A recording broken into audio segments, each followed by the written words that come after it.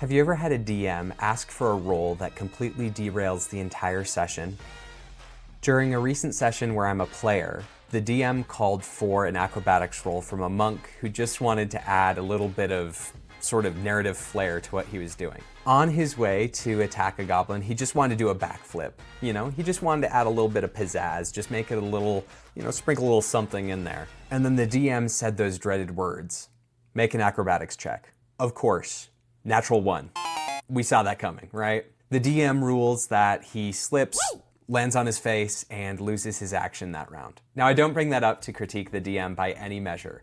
It was his first time DMing ever. What made me think about this at all was after the session, the DM said, hey, I probably shouldn't have made you roll for that. And he even added that if the player wasn't getting a mechanical advantage or wasn't trying to gain extra movement, he should have just let the monk do the flip. And what really stuck with me was that he's right.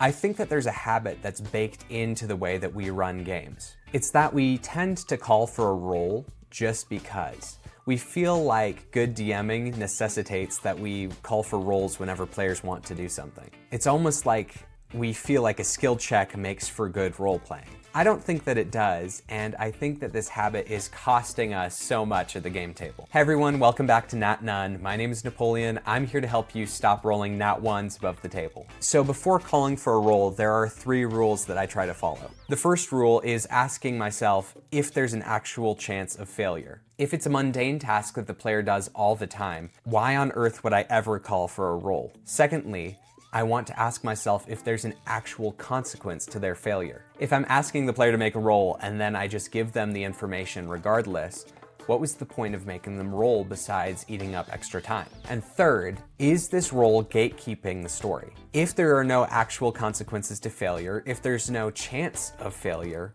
why are you making them roll in the first place? And lastly, why are you preventing the story from moving forward behind a skill check? I was a player in a session where we were exploring a haunted house. Our whole party got trapped trying to find the secret entrance to the basement. We couldn't leave. The DM kept ruling that we had to roll investigation and perception checks. Each player at the table probably ended up rolling over 10 times before one of us got it. And I had to just sit there and wonder, why on earth are we just making these investigation checks repeatedly? If the DM needed us to find that entrance in order for the story to move forward, why couldn't he have just ruled that after taking X amount of time, we found the entrance to the basement? The entire thing just felt arbitrary, slowed down the session, killed the momentum, and made me feel like my rolls didn't mean anything in the campaign. Now, D&D players are smart. We feel the difference between a fake roll and one that actually carries weight at the gaming table. When a roll feels like it's just there to simulate progress, it just kind of feels like a chore. I don't think that this habit came out of nowhere though. A lot of dungeon masters, myself included, learned how to DM under the shadow of older RPG editions. I think the culture then was a lot more adversarial between the dungeon masters and the players. I think that skill checks were also handed out a bit more punitively than they are now. Now that legacy from those older editions is still in our habits and still impacts the games that we're running today. Now there's another side to this. Some of you may have been thinking this already. The first thought might be, what about using a roll to shut down a problematic player? Now, I totally get that impulse, but I think that's more of a social management problem than it is a dice problem. If a player is being disruptive to your game, the solution isn't to ask them to roll for something. The solution should be to communicate with the player. Using dice to punish a problematic player just teaches them that the rules are arbitrary, and maybe even that the rules are mood dependent. And this is part of the trust issue that we're trying to solve. There's another thought that I think actually makes a great point about this issue. What if asking the players to roll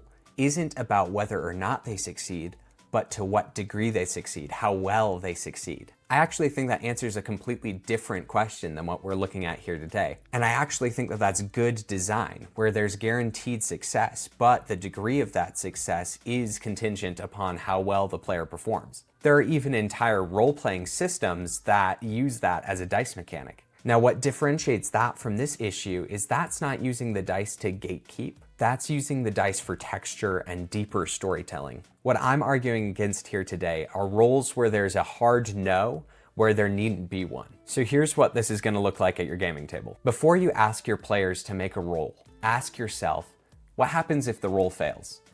If the answer is nothing really, you shouldn't make them roll. You should just tell them what happens. Secondly, you should never make a required story beat hidden behind a skill check. If your players need to find that door, don't hide it behind an investigation roll. And third, there are many cases where we can just let the flavor be free.